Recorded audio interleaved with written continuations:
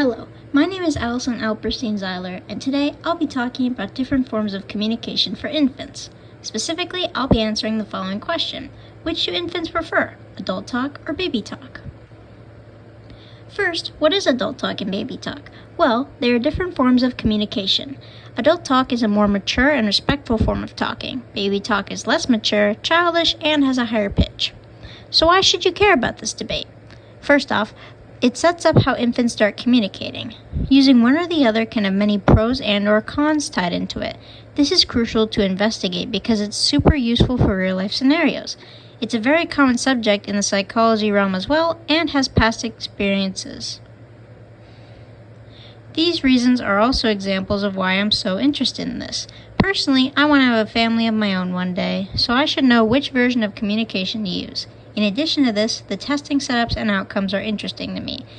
There are usually similar in most of the papers I have read, which keep things simple. Now that I've explained some of the background, I can explain the article's findings in the teaching section. So here are the findings. The first article is called 4-month-old Infants Prefer to Listen to Motherese, which is by Anne Fernald, shown at the top of the screen. This article claims that infants prefer motherese, or more commonly known as baby talk, compared to adults. The second article is called Quantifying Sources of Variability in Infant Research Using the Infant-Directed Speech Preference. This article is by many babies. They have the same claim as Fernald, except they use the terms IDS and ADS, which means infant-directed speech and adult-directed speech. So how did Fernald and many babies come to these results? Well, you will learn that as we enter our second section, the test category. First, we have Fernald's test. Her subjects were 48 4-month-old infants. The stimuli for this project were tape recordings. They had 10 women talking to their infants and women talking to other adults to stimulate motherese versus adult talk. Each was 8 seconds long.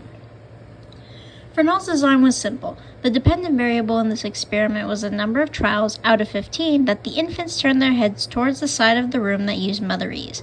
The testing area was a small room separated by a one-way glass window, and on the other side of that window was where the judge sat. The judge recorded and watched the whole thing. The room setup is shown by this picture here, and in addition, there were 2 speakers behind the baby's head that played the different talking methods. Then, the mother and infant were placed in the middle of the room, and the mother had to put headphones on so she wouldn't influence the baby's movements. Now, the Many Babies test. Their test had a lot more subjects from across the world. They separated them into 4 age bins. There was a minimum of 16 per group. They ended up testing 2,329 infants of many different backgrounds and races across 67 labs. Some of the groups are posted here.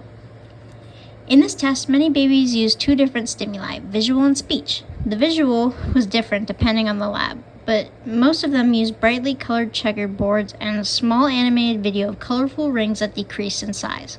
One was for grabbing the baby's attention and the other was used to keep it. The speech stimuli were voice recordings, but they were taken on iPhones, and they were also collected in 2 separate labs. They rated them to find the ones that were most like quote-unquote standard English. Finally, we come to the design. To start the trials, the first visual stimuli grabbed the infant's attention, then the main one appeared to keep it. They had 16 test trials. As they went, they made sure to remove bystander bias by having the caregiver wear headphones like the Fernald test. And on the side here, we have a quick glimpse of a force plot of the results for the IDS preference. And now we've reached the home stretch. This is the final message section. How does the preference of IDS and knowing about it support child development? So here I've made a lovely Venn diagram. Oh, thank you, clapping hands. Anyways, this diagram demonstrates the outcomes and positive effects of using the preferred method of communication for infants. Starting from the middle, we can see that baby talk is preferred. Additionally, both articles say that baby talk helps to support developing language in babies. On Fernald's side, she says that using motherese soothes and engages the infant. She also mentions that the auditory patterns of baby talk can be more easily processed. Many Babies has other findings. Because they had more participants, they were able to say that they found stronger results in older children and ones whose native language matched the stimuli. They also noticed that there was a strong neural activity with baby talk.